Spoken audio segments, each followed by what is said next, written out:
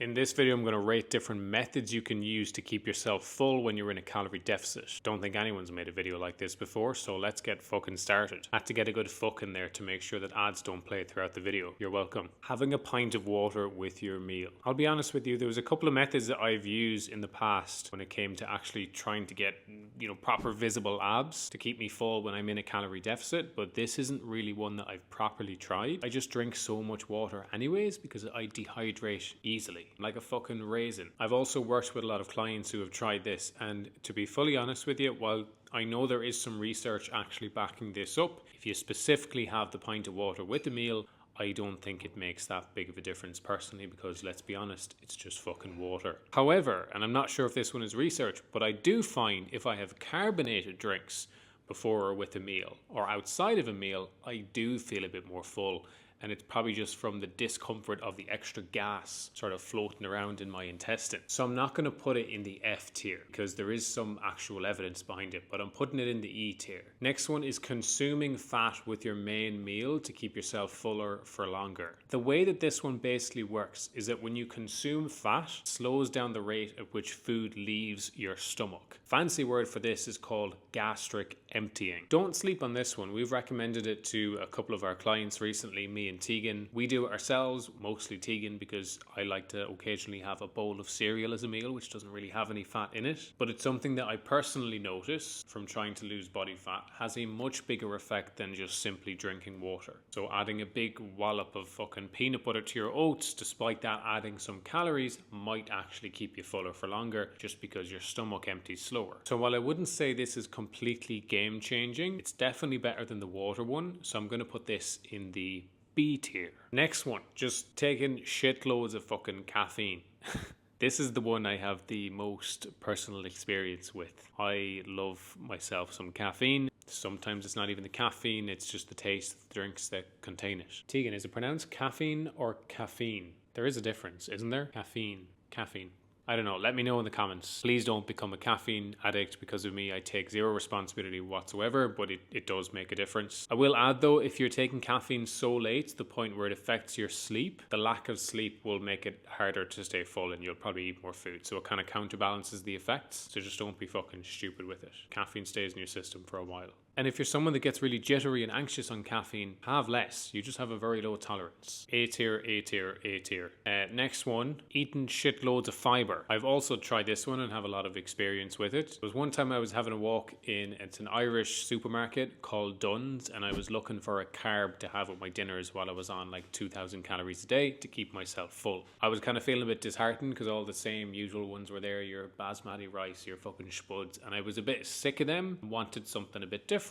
It was then I stumbled across something called konjac pasta and konjac noodles. Konjac everything. They have like rice, noodles, whatever the fuck you want. And what I found really difficult to believe is that for like the whole fucking bag of this, it was like 20 calories. And I couldn't understand because there was so much volume. It kind of defied the laws of what's usually in food. And it turns out the reason for this is that the majority of what you eat in these like konjac foods are basically just this indigestible fiber. And if something is indigestible, you're not absorbing it as calories, it's just passing through you, right? And so that's how you end up getting so little calories from so much food. These fill you up a lot. I would actually put them in the S tier, which is a specific tier I reserve for things that are even better than the A tier. Don't think I'll rank any other foods up there. You'll have to watch the end of the video to see. But, and there is a big but with these that you must know about, they taste like absolute fucking tarmac. Tegan reckons tarmac would taste better, and that's the stuff that you put on the road to fill in potholes. Big reason they fill you up is just from the sheer discomfort you have from the amount of fiber that you eat, so I wouldn't really say they're the most sustainable way to keep yourself full. But hey, if you're trying to get really fucking lean for a photo shoot or something like that, or you've found a way to somehow enjoy the taste of them by making them a certain way in a certain sauce, I feel like that's possible. Me and Tegan haven't found it yet. Then work away. Another one, chewing gum. I think the reason people do chewing gum, it's not fucking cocaine.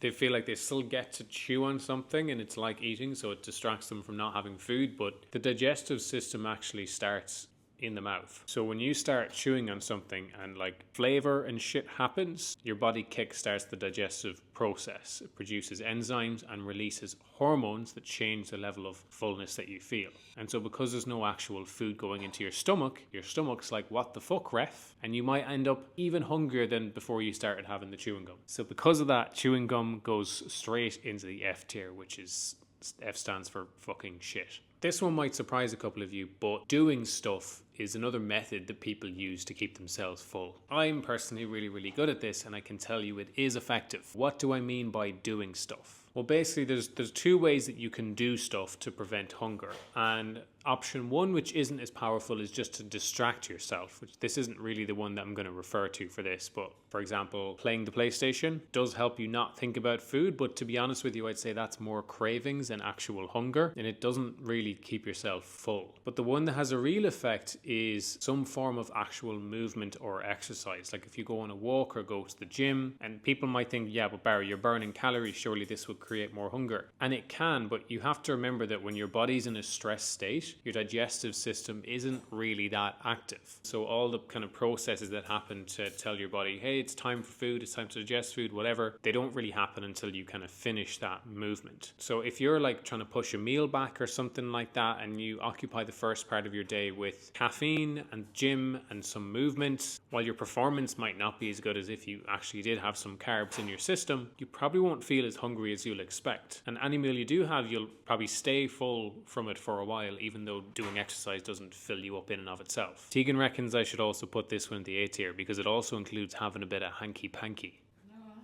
However, since it's like not as legit as the other ones and it doesn't fill you up, it just kind of keeps you full for longer.